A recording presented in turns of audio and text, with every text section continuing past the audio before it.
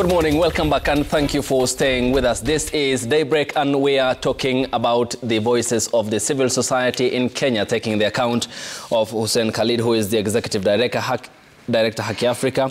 Kawive Wambua is the Deputy CEO, Inuka Trust in Kenya, and also Dina Agai, who is women rights activist. Khalid, a lot has been said, and this is largely in relation to a statement made by the Principal Secretary at the Ministry of Interior and National Administration on the 8th of September, that is P.S. Omolo. He says that the operations of the civil society should be in line or must border on the President's bottom-up economic transformation model. To quote him, he said, the previous model sadly leaned more towards meeting the interests of the donor countries than supporting Kenya's national development agenda and the priority needs. This is not only ineffective, he added, but also impairs the ownership of development plans for Kenya as the host country. How do you decode this statement? I think many of us were shocked, actually, after we read the statement, because it was superfluous. It actually didn't mean anything. You know, I don't think there's any sector in this country that has been so bottom-up for years since its existence than the civil society sector. Our work is primarily geared towards empowering communities to be able to take charge, you know, of their affairs, of their development processes and all that. What we read from that particular memo was what my brother Kawive was referring to, the intention of government to make sure every sector aligns or toes its line. You know, it's just a message to whip up the civil society sector to tell them we are in power and you must make sure you abide by what we tell you. Because if you look at it, even when we approached the agencies, the NGO board and others, they were equally surprised, you know. So we read malice in it. We saw that, you know, this is a ploy by the government to merely stamp its authority or one way or another, to basically just let Kenyans know that we are in charge and each and everyone must abide by that. And as civil society, we have always, you know, been supportive of any, we know, without choosing political sides, any initiative that seeks to give mwananchi, you know, the power to be able to decide what should be development, what should be success, how it should be measured and all that. That is what we have been doing. So I think as a country, we must always question ourselves. And I think 1 year down the line, as you had referred to, there were promises that were made. And it's not civil society, it's not journalists, it's the government of the day that promised us when they came to power. And we're not judging them by, you know, ideal situations. We're judging, we understand what is happening around the world. We understand what is happening in Africa. We know the situation in Kenya. And when we say that this government so far has failed to deliver on its promises, it's because those promises were actually given by that same government, considering the environment that we are in, looking at all factors. You know, we look at some of the promises. You know, if you look at immediately they came to power, we're talking about corruption. The president stood up in public dioceses promising to fight corruption, promising to ensure rule of law. But immediately they came to office, we saw how individuals who had serious corruption cases, who had criminal cases, the matters were withdrawn. You know, and these people are actually holding office now. Went against the Commission of Revenue Allocation, appointed, is it over 50 CISs? Yes, 50. Yeah, what we understand, which was dispensed with by the courts, but we still know that these guys are somehow operating. You know, if you look at the issue of public debt, the president promised that they will not overburden Kenyans with debts. And what is happening presently? The same thing is ongoing. If you look at issues of police brutality, the president stood up and said that under his government, there shall be no such cases. Yet you're seeing that same individual commending and congratulating police after they openly, you know, and blatantly abused Kenyans' rights, killing and so on and so forth. Look at the freedom of the media.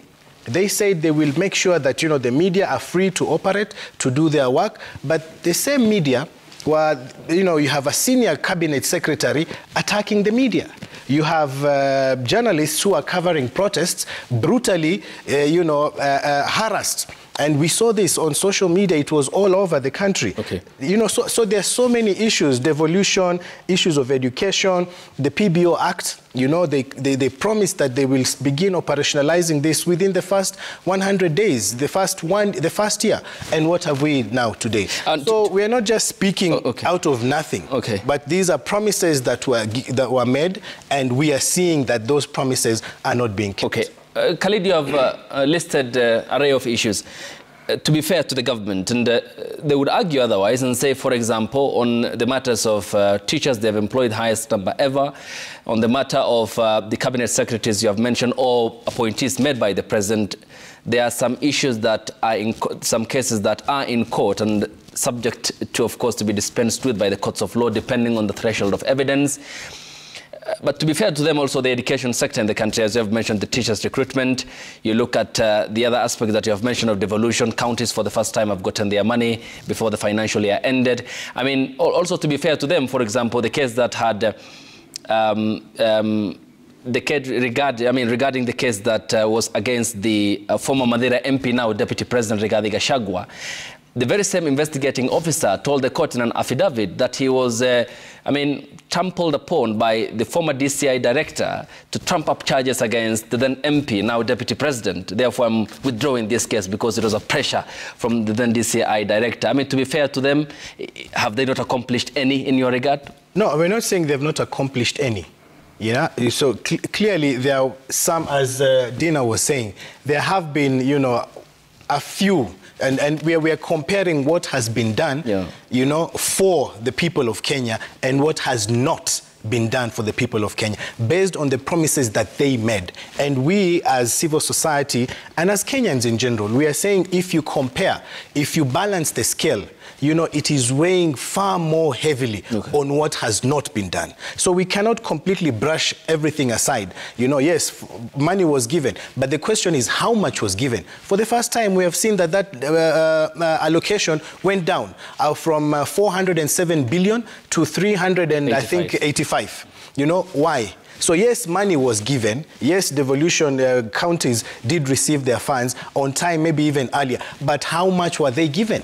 So these are the questions we're asking. Okay, fine. We have the case of Rigathi Gachagua. That is one case. How many other cases were so openly just withdrawn from the courts? We have, you've talked of, media, for example. We are seeing the media free to operate, but are they truly being allowed to do their work if you're having senior cabinet secretaries? And this is the arrogance that is being exhibited out there. This same individual is still in office, telling Kenyans, if you don't like the high cost of fuel, go dig your own wells.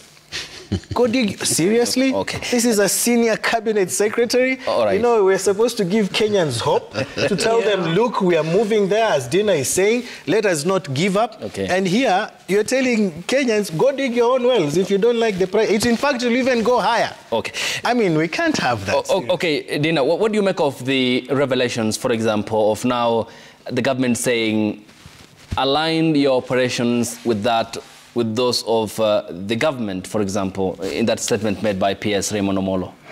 Some time back, I was part of the UN Women. There was a group that we had that was in the UN Women, and somebody came and said that now the UN has been directed to operate in line with the leadership that was there. It was Uhuru's administration, and people were complaining. But personally, I was feeling like it's not like they're saying that you're doing something wrong. They're just saying that because we are working for the same nation, after all. They're just saying that we align with what us as a country want to see happen. And for me, I don't think that is a problem if we are dialoguing and not You know, we've always had this issue of us versus them. And us versus them has always put the civil society and government at loggerheads. Because when you have that kind of arrangement, one entity wants to prove that it's the one that is doing what is right. And when they do that, you must vilify the other side. Yet we are working for the same nation. It doesn't mean that when you're in the civil society, you cannot, like you're saying, sometimes come out and say that really on this, the government has done well. And the government can also not come and say, on this, the civil society is doing well. The leadership of this country right now has always said that we need to have a very strong civil society, because it is only through that we can have checks and balances, of any excesses. So I think sometimes we are very pessimistic as a nation, and particularly as civil society, we can be very, I don't want to use this word, but I'm going to use it, and I'm part of the civil society. We can be very judgmental. I think we should cut the government some slack sometime, and just believe that they're doing something out of the goodness of their heart, and it's for the people. We should not read malice in everything that the government is doing. And by the way, P.S. Omolo is somebody that is approachable. And I believe that if, for example, Khalid or Kawive had issues with what he said, he would give them audience so that they can look for ways of things working well. So sometimes don't look at these people like as if they are people that cannot be approached. But on the issue of people speaking without thinking, it is unfortunate for somebody to have a very big position in a nation. And for the president to believe in you and be careless with what you're saying is unfortunate, because as leaders, we are supposed to serve our people. I always say you're supposed to serve the people with trembling, because so many Kenyans can occupy those positions, but somehow the universe has decided that you're the one that is going to occupy it. Do it with decorum and respect the people, because the people are the ones that have employed you. So I think going forward, the president should not, and I repeat, he should not give people like that a chance. And he should deal with them immediately they make such utterances. Okay, Dina Yokawiva, I'll come to you. Dina, you mentioned a very pertinent point, and the general fear is the worrying essence of impunity creeping back. And here I want to follow up with the statement that you have made of the previous Kenyatta administration, for instance, when it came to office in 2013. It had troubled relations with the civil society, even had to cut the funding for the organizations. Some supporters of the Jubilee administration then even termed the civil societies in the country as evil society. And in the years towards the presidency of Uhuru Kenyatta, he made, as the president, sharp statements threatening to defund even the NGO and restrict foreign work permits in the country, and failed to operationalize the PBO Act of 2013, even when ordered by the High Court here in the country. These are the fears that the Kenyan people have. To be fair to the current president, he called on his government to be audited. He said on the 4th of January that his government and he as the president are an open book subject to accountability by the people of Kenya. But when you had the previous administration, which he deputized as the deputy president for 10 years, making statements that are worrying as such, as I have mentioned, doesn't this, imbue a sense of worry among civil society organizations in the country and those like you who are the operators majorly? I've always said that you know very well, we've all been in this country during and after the election. We know very well that the deputy president was, at that time, who is now the president, was ostracized, demeaned, looked down upon, disrespected, and really he had no power to do anything that he would have wanted to do at some point. So his hands were tied. Let us judge him based on now his leadership, where is really the buck stops with him. But having said that, I just want to reiterate that the president believes in a vibrant civil society, because he knows that is the only way that our governance can be made right. And I also want to say here that even before the elections, the president made a point of meeting civil society players. My comrade Kawive was there. He sat us down, and it is at the height of so much turmoil that was going on. That time, basically, the civil society was on him, but he still made time to sit with the civil society.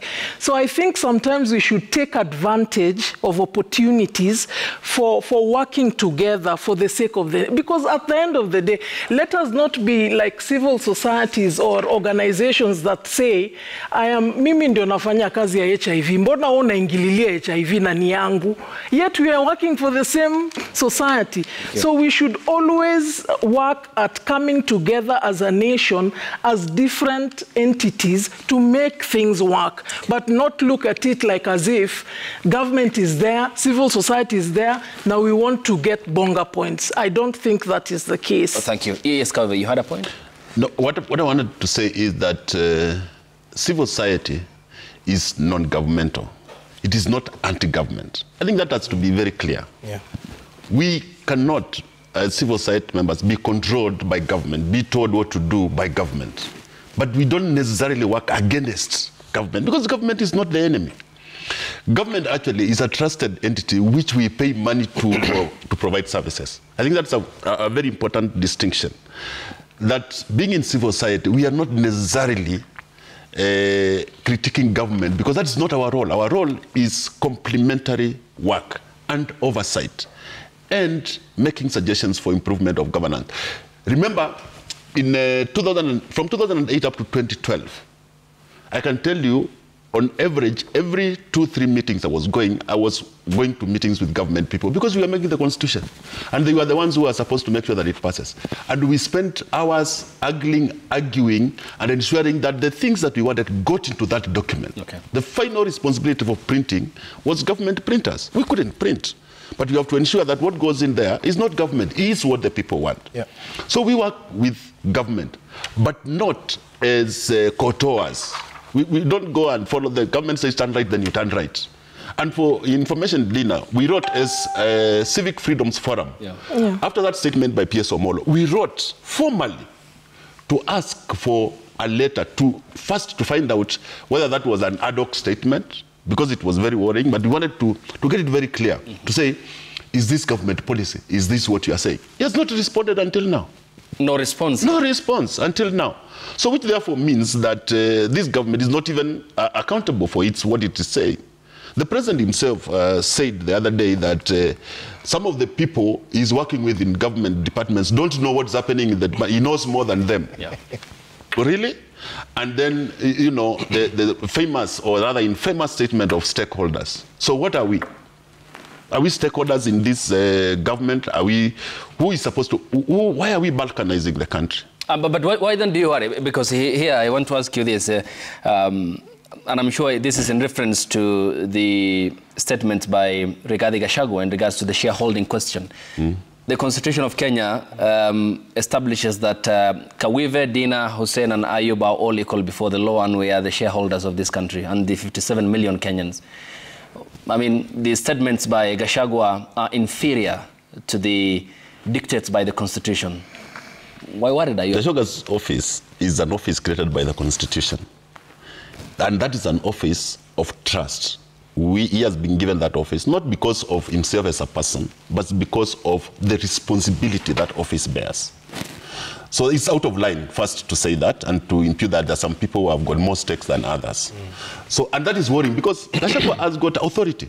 I don't have authority. I can't make things move the way the Constitution anticipates a deputy president will make things move.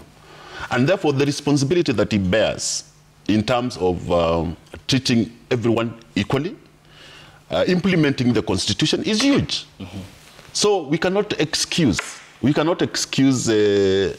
such statements coming from people that have got a constitutional responsibility to implement and to provide services to Kenyans. Okay, yes, that's the point. Yeah, and let's just clarify, as Kawive is saying, and also as Dina is saying, as civil society, we do recognize that we have a government in office and that this government has responsibilities and that, you know, they have taken steps to try and address some of the concerns.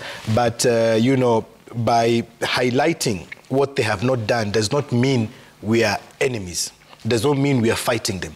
We have a duty. We are registered under Kenyan laws to be the public watchdog, to speak where we feel issues are not going in the right direction. And that is a mandate, as Dina is saying. The president himself, this government has acknowledged that they need a strong civil society. And that is what we are doing. And if we don't point out the mistakes, if we don't raise the issues as they are, as Kenyans are seeing them, then we will not be delivering on our mandates.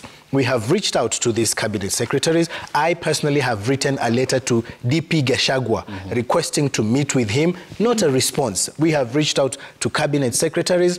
I have reached out to PSs, you know, asking them for meetings to discuss some of these pertinent issues. But there has never been, you know, a response. I think out of 7 or 8 senior government officials that we've approached, maybe only one responded positively and said, okay, let's meet, you know. So this is, it's not something that we're just choosing to say because of, you know, just wanting to poke holes in the administration. No, we're saying this because we believe that constitutionally, legally, there are issues that are not being addressed as they should. There are promises that were kept, were made by this government. They are not delivering on those promises. The cost of living, Mwananchi, the voice of the people, people in Kibera, as Kawive was pointing out, do not have access. They can't come here and, you know, talk about this. So when we get this opportunity, we owe it to Kenyans to raise this issue so that the government can hear.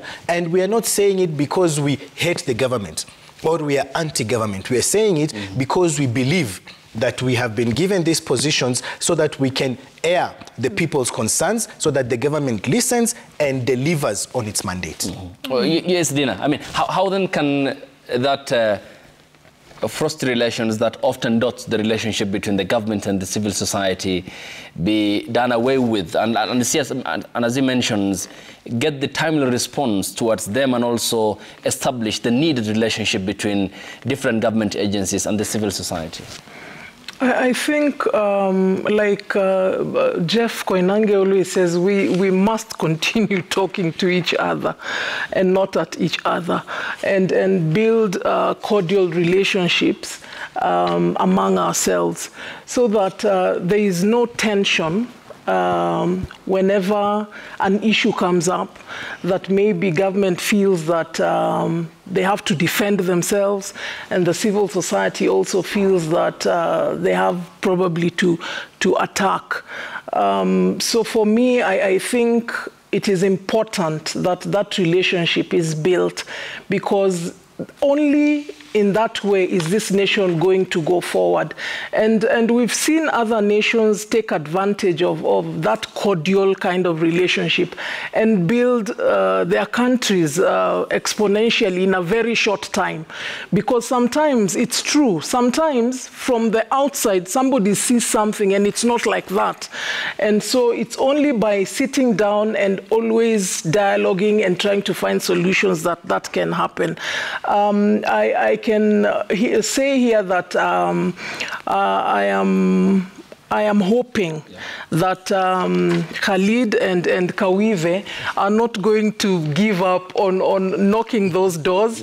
And I hope that PS Omolo, CS for ICT and those other dockets are watching this program so they can also reach out, because at the end of the day, like I'm saying, it's for the Kenyans. And Kenyans are hoping Kenyans really put a lot of hope in the hustler government. Yeah, I put so much of my energy in this thing, yeah, and that is why I'm telling Kawive that I'm still hopeful that something good is going to happen, yeah. So I hope that they're listening, and I hope that they are going to find it in their hearts to look for these two good gentlemen and then speak about the things that affect this nation. Okay, yes, Kawive. There are three things that we must address ourselves to when you're talking about relationship between civil society and government. Number one, there's the PBO Act. The PBO Act, number 18 of 2013, has got an elaborate mechanism of relationship between government and civil society. That is, so, and it was promised that it will be operationalized. The reason why the Uhuru and Ruto government, because you can't take Uhuru and Ruto apart, they were together, they did not operationalize it, is because they wanted to amend it for government to control, instead of collaborating to control. And the courts rejected it. So that must be operationalized. I think that's the first step. Number two is that, you know, even now, the structure that exists, it's called the non-gov NGO Council Act. That particular department was moved from, I don't know what ministry, from devolution, now moved to interior. Okay. What is that? Control. Yeah. Basically, you say you are weaponizing the NGO coordination board or NGO board. So, and you saw, so this is a move. It's like you're taking it to the control instead of the enhancement department. Number three is that, and this one I can say, I can confess self-interest, because I have been a champion of public participation. And the government, for some reason, has made nonsense of public participation. Number one, from 2018, that's the first time a law or a bill was drafted and taken to Parliament to institutionalize public participation. It is still a bill until now. It was by Wako. Some other MP now has written another one, which is a draft going for the first reading. Basically, the national government even made regulations, guidelines for public participation for counties. And counties have got 15% of our money. And 85% of the money by the national government. There is no framework. They are not interested in citizens participating in making decisions about this money is being used. And that's why I said personal interest, because I've thought about it. We've developed frameworks for institutionalizing public participation in government, at the national government, and this has not happened. So if those three things do not happen, then it is very clear that the government does not want to create a favorable environment for the operation of civil society. And civil society is not just organizations like us. It is everybody who is organized, from the chamas, from the CBOs, from the church groups. They need to have a favorable environment for contributing to the development of this nation. And then do you think in 4 years' time, because we already, 1 year had lapsed for the president and the Kenya Kwanza administration, in 4 years then do you think the PBO Act of 2013 signed into law by President Mwai Kibaki, the late, will be operationalized? But there are no signs. Nothing has been done from when and you know how easy it is to operationalize that. You just need a committee of people from both civil society and government to sit down and draft and agree on guidelines. Just that, operationalization guidelines. Just that. How many committees have been formed? Is there one that has given a report? Has there been that committee constituted? No. So if the formation, and that's what we are saying. You mean generally a committee? Yes, because to draw up the guidelines. Because what is lacking, what are lacking are the guidelines for operationalization. In 2015, Anne Waiguru, who was the Minister for Devolution, constituted a team that wrote very bad guidelines. And these were taken to court and they were rejected. In 2017, Kiunjuri, I think he was the minister for devolution. He was devolution. He was ordered to have that law operationalized and given a guidance by the court on how to develop those guidelines, or he be taken to court. He didn't do it. Why is the government afraid of collaborating with the FBOs of civil society? Is the right question then ought to be, why are governments not willing or showing the needed appetite? Because that was the Kenyatta administration. The problem is that the national government, whether it is Kenyatta, whether it is Ruto, it is the government. Why are they afraid of collaborating with civil society? Why do they want to treat civil society as if they are another entity? To be controlled. We work for the same people. The beauty is that there's no sidestepping this constitution without consequences. Yes, Khalid, you had a point? No, I was just agreeing with Kawive that, it has been a roller coaster of, ups and downs with the PBO Act. We've gone to court, and I wanted to add a fourth to his 3 points, and that should be the rule of law. We have to respect court's decisions. We have to abide by the law and make sure that, how do people go to report a killing by police and you're chased away? You can't have that. So that's something we have to have very clear. Fidelity in the law is a must. We must make sure whoever is in power respects the Constitution, respects the law. If you want to do anything, follow what is laid down, within the confines of the law. That way, as a fourth point to what he was, I agree. To his 3 points, would be, an added value. But with the PBO Act, I think we've been over the moon and back to earth, and we still don't understand. There is this desire, either by this government, previous government, as he says, it's government, to want to control civil society, to want to make sure that they toe the line, and this is something as civil society we cannot allow to happen, because then that takes away our very foundation of existence. We exist so that we can speak the truth to power, so that we can say it as it is. That's why we are there. And we cannot, again, be boxed into, certain parameters for us to operate in.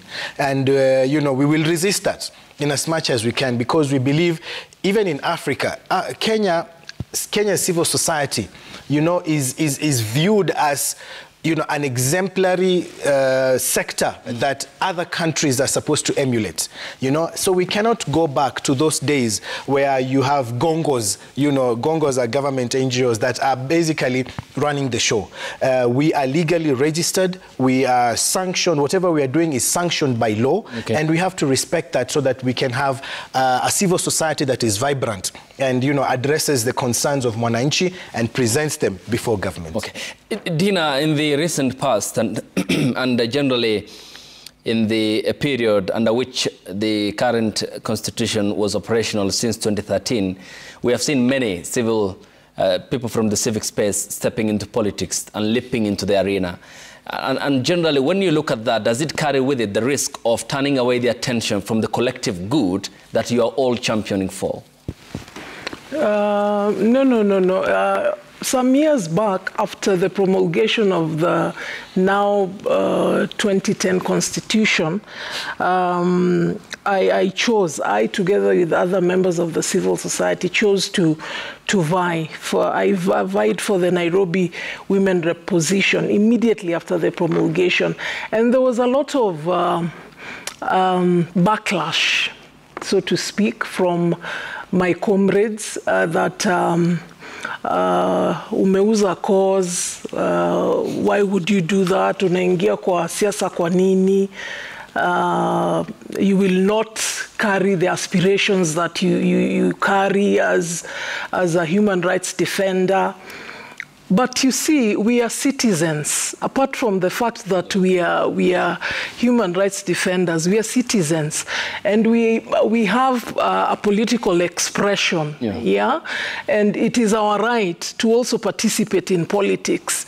And so for me, I don't see anything wrong with that, as long as you choose to to carry those aspirations of rule of law, of human rights principles, and just being a good citizen. So for me, I think I would even encourage that to happen, because imagine if Khalid went for a seat, or Kawive went for a seat, and they really love this country and they're fighting for human rights and they still believe in what they're doing.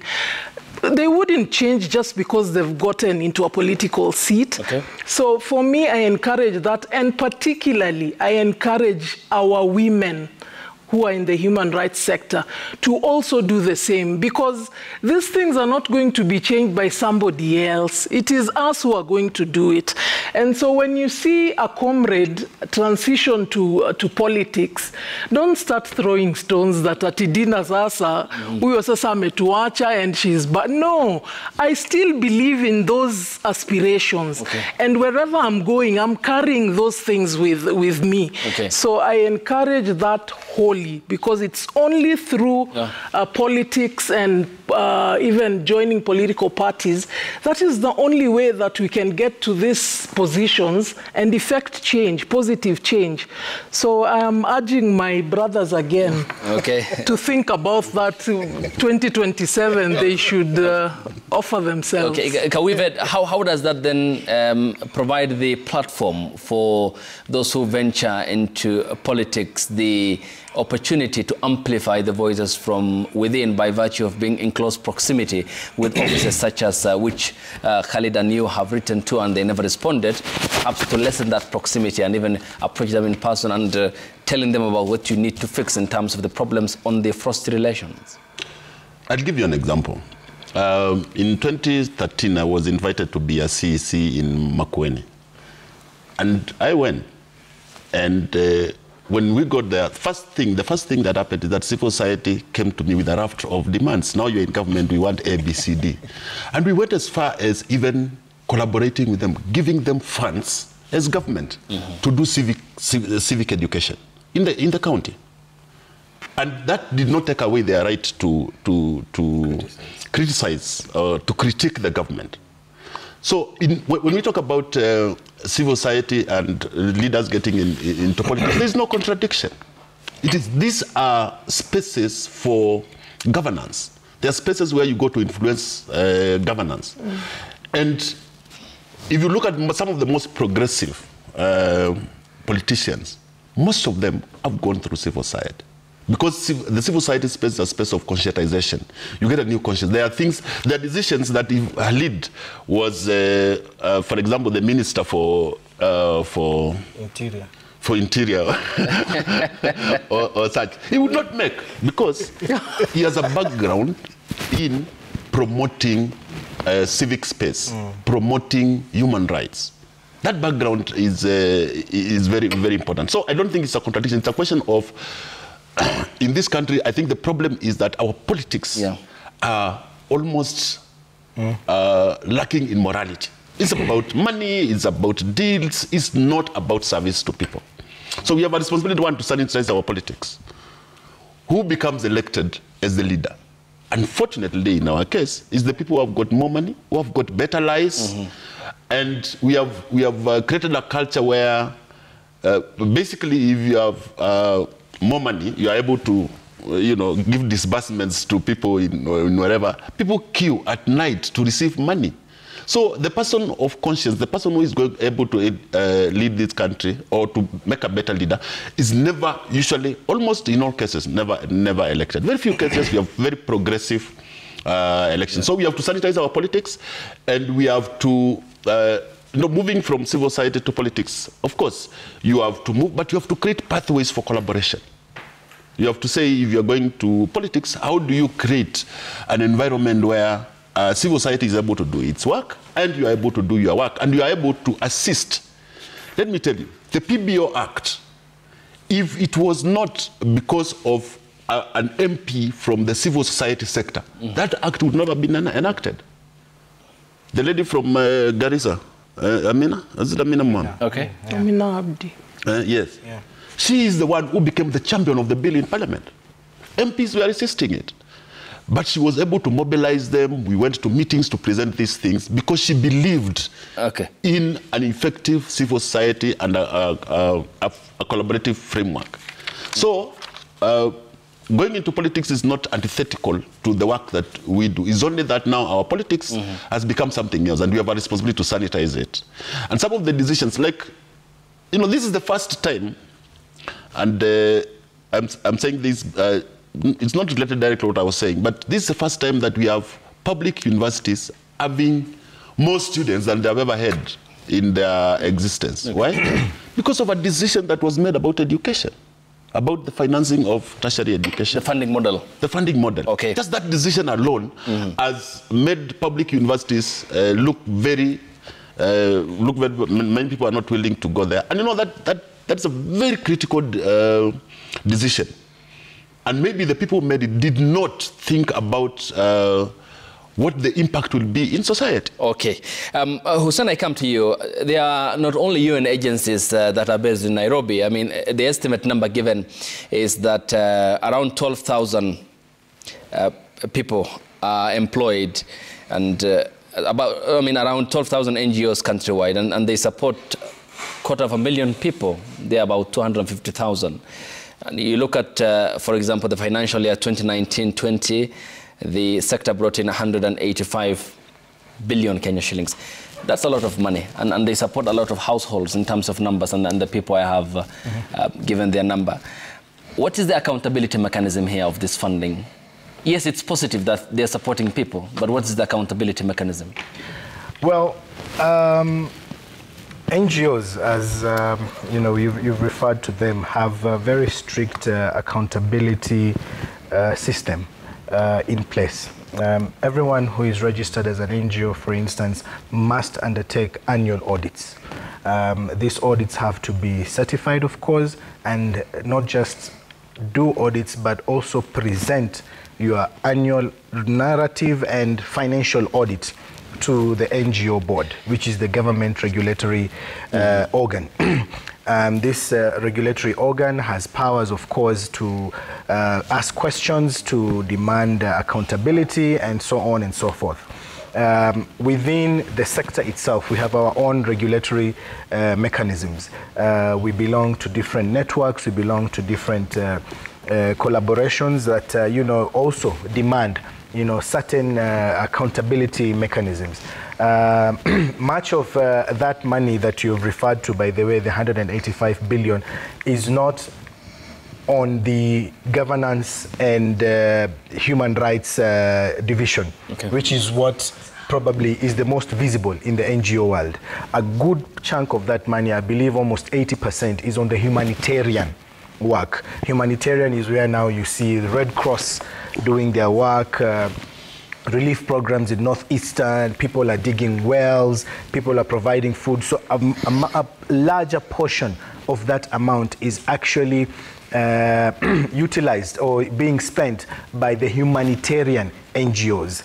For the human rights and governance, it's not that much, and I think we have probably maybe even less than 25% of that number, you know, is human rights, good governance, and democracy NGOs. I think when it comes to dealing with NGOs, and when the government wanted to sort of like streamline, or so to speak, they were actually targeting the human rights and good governance NGOs. But then they realized that actually this PBO Act encompasses every other NGO sector. And they realized that if you were to actually cut funding or, you know, put a limit to it, you'll actually be even limiting, you know, the humanitarian work. So you'll be limiting the work that can be done in digging wells, in providing food, in medication, and such kinds of issues. But Hussein, here is the challenge, before I come to Dina and Kawive.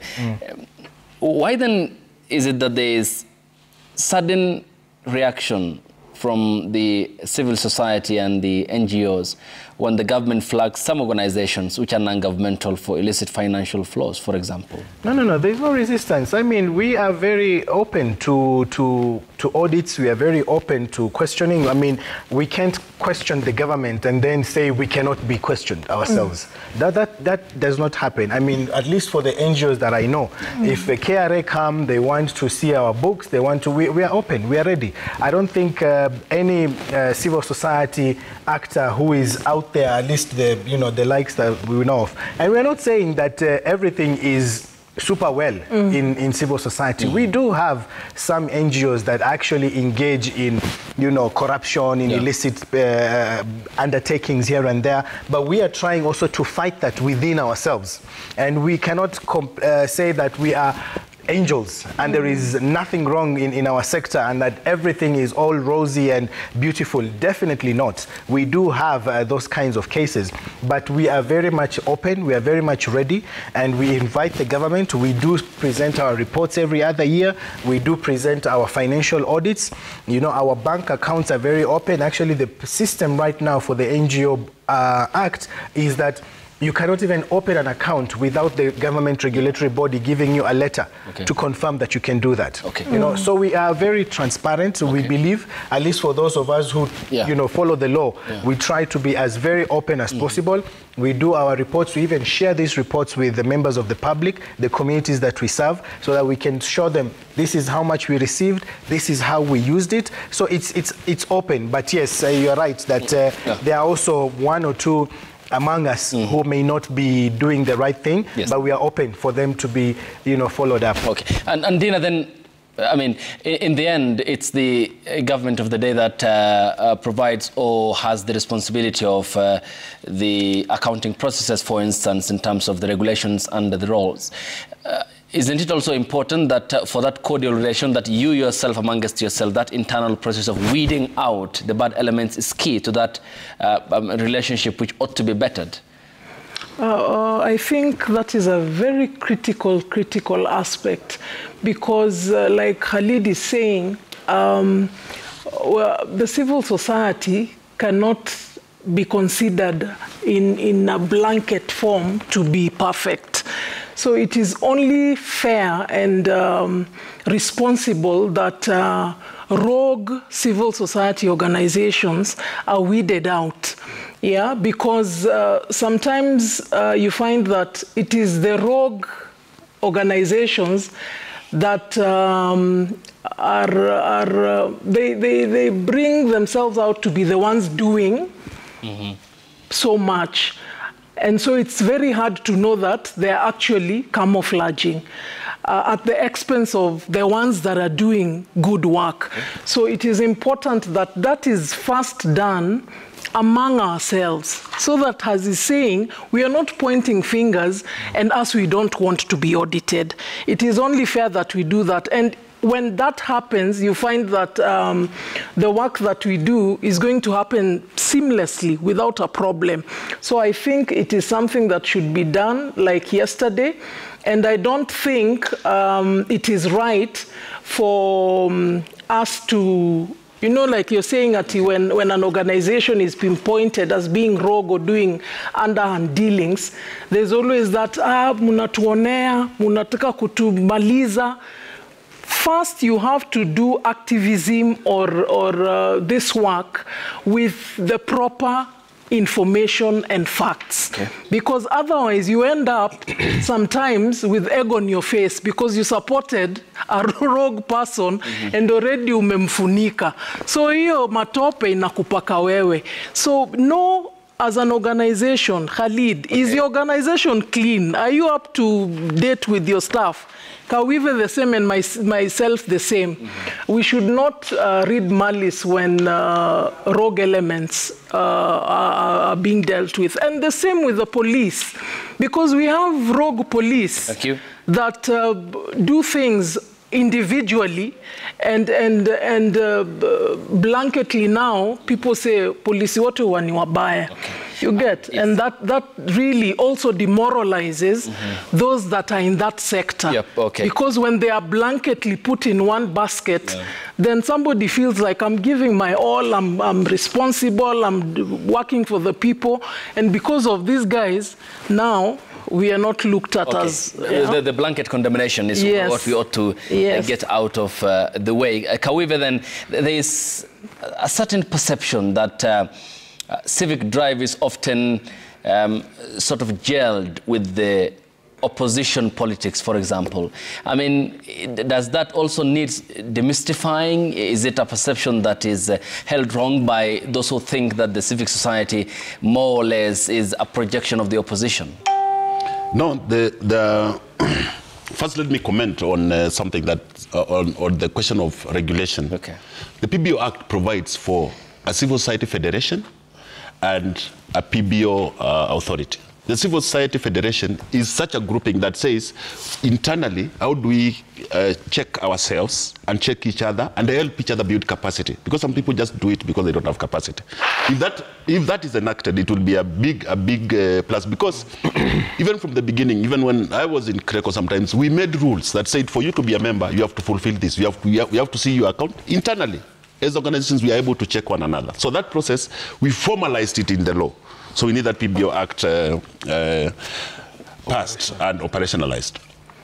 So to your question about whether civil society is a darling of the opposition, you know, unfortunately, the opposition politicians speak out some of the things that they don't like about the government. Okay. So if you don't like Khalid for some reason, and I don't like Khalid for the same reason, it doesn't mean automatically that we are friends or we discussed before. No, it just means that there's a problem with Khalid. So, so when the civil society speak and the opposition speak and they speak in the same voice, maybe there's a commonality in the issues that they are dealing with. Yeah. And the civil society, I mean the opposition is not a constant. It is not something constant. Like for instance, the BBI, we were opposing BBI, Ruto was opposing BBI. Were we working with Ruto? Doesn't mean the same thing. It's not the same thing. It's just a confluence of interests. So the fact that, you know, there's a meeting of interests does not necessarily mean that you are part of the opposition. And you know, that is what was used in 2013. You mentioned it when civil society was campaigning for the Hague, yeah, for people to take political responsibility and go to the Hague for the violence in 2008. Yeah.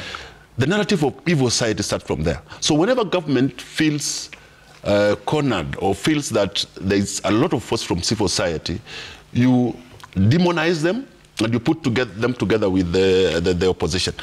Being critical of government does not necessarily mean that you are supporting or working with the opposition. It's only that you have a commonality of issues. Okay. And after all, let it be said that everybody, every Kenyan has got a right to choose a political association. Mm-hmm. So if you associate with people that we agree on one or two issues, yeah, it is still fine because it's the freedom of association. Okay. There's no problem. Just like Dina, for example, had told us that she worked hard for this government. She wants it to work. We can't demonize her because of her position. No, that's a personal position. Okay. I'll take your final account as to some of the key highlights in regards to the achievements in the last 1 year. But first, let's sample the feedback from the viewers. And once ready, we'll be getting ready for the feedback. And Khalid, I come to you on that as the team prepares to load up the tweets on the Super Wall. What are the highlights of the achievements of the past 1 year? Achievements. I really have to think hard in terms of achievements. One, for us, at least people at the coast, you know, port operations were brought back. We are seeing the hustle and bustle that was Mombasa is back. We have seen, you know, truck companies and the transport sector revived back to, you know, where they used to be and how they're actually supposed to be. So that's a major achievement for the nation. I think, as you said, devolution, although the money has been cut short, we have seen how quick the national government was in terms of releasing funds to the county governments. We have also seen, I wouldn't say the most appropriate response, but we've seen some movement in terms of issues to do with security. For instance, in Shakahola, you know, the government moved in quickly and, you know, stopped the atrocities, the killings, arrested the individuals, gazetted the area. So there are definitely a few achievements here and there that we can associate with this government. And, you know, it's not all... Okay. You know, to throw away. Okay. And but I'll come to you, Dina. On extrajudicial killings, there was the disbandment of the SSU. Yes. The president said he fired. First he said he resigned, he fired. All right. What's the end cost to that? Was there justice of those who have been affected? For example, the families of those whose loved ones were found in Rivayala. That's why I didn't actually pinpoint that particular issue, because yes, definitely we are happy, but we believe that right now there is another unit in place. Thank you. And that is also, you know, engaged in these atrocities. No justice so far. Even identification of who they are, you know, has not happened. So security is still an issue. That's why we're very concerned. What are we going to do in Haiti? And we have so much to deal with here. Okay, problems at home. Thank you. Yes, Dina, briefly, the highlights. I think for me, most of the things he said, I agree, I concur. But I also want to give like a shout out to the president and the government of the day for finding deciding to and choosing to have the bipartisan talks, because at least it's been quiet and businesses are going on. Kenyans are going on with their lives. What was happening, the demonstrations all the time were really not favoring the masses. And now that it's quiet and people are dialoguing, I think we are on the right path, and I hope that out of that dialogue and bipartisan talks, there's going to be very concrete recommendations and way forward that is going to move this country forward peacefully and cohesively.